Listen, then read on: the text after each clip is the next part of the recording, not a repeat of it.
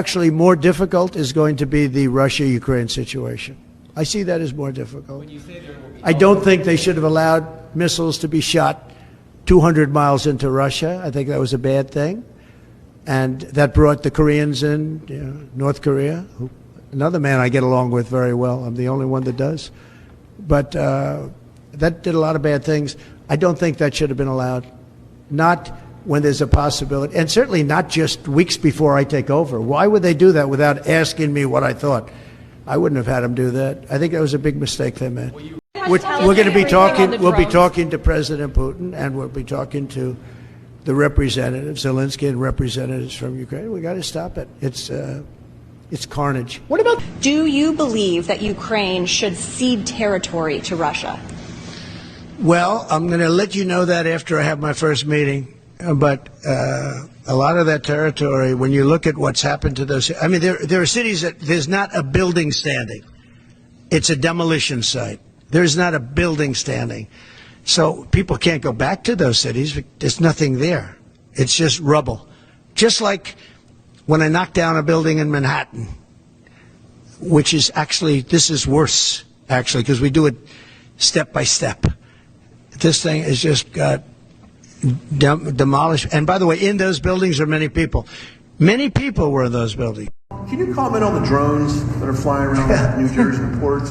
It seems like the American people have a big disconnect. The government knows what is happening. Look, our military knows where they took off from. If it's a garage, they can go right into that garage. They know where it came from and where it went. And for some reason, they don't want to comment. And I think they'd be better off saying what it is. Our military knows and our president knows. And for some reason, they want to keep people in suspense. I can't imagine it's the enemy, because if it was the enemy, they'd blast it out. Even if they were late, they'd blast it. Something strange is going on. For some reason, they don't want to tell the people. And they should, because the people are really, I mean, they happen to be over Bedminster. Want to know they're very close to Bedminster. I think maybe I won't spend the weekend in Bedminster. I've decided to cancel my trip. Have you received an intelligence briefing on the drones? I don't want to comment on that. Have you been? Do you have any reason to think they're? Consider pardoning Eric Adams? Yeah, I would. Yeah, I think that he was treated pretty unfairly. Now, I haven't seen the gravity of it all, but it seems, like being upgraded in an airplane many years ago. I know probably everybody here has been upgraded. They see you're all stars, and they say, I want to upgrade that person from NBC. I'm going to upgrade him. And that would mean you'll spend the rest of your life in prison. I don't know. Somehow, I hope not. I'd have to see it, because I don't know the facts. I think he was treated. It's very interesting. When he essentially went against what was happening with the migrants coming in. And, he made some pretty strong statements like, this is not sustainable. I said, you know what? He'll be indicted soon. And I said it not as a prediction, a little bit lightheartedly, but I said it. I said, he's going to be indicted. And a few months later, he got indicted.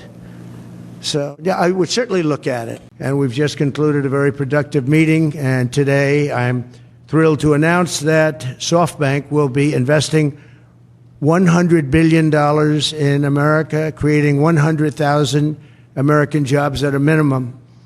And he's doing this because he feels very optimistic about our country since the election. And many other people are also coming in with tremendous amounts of money.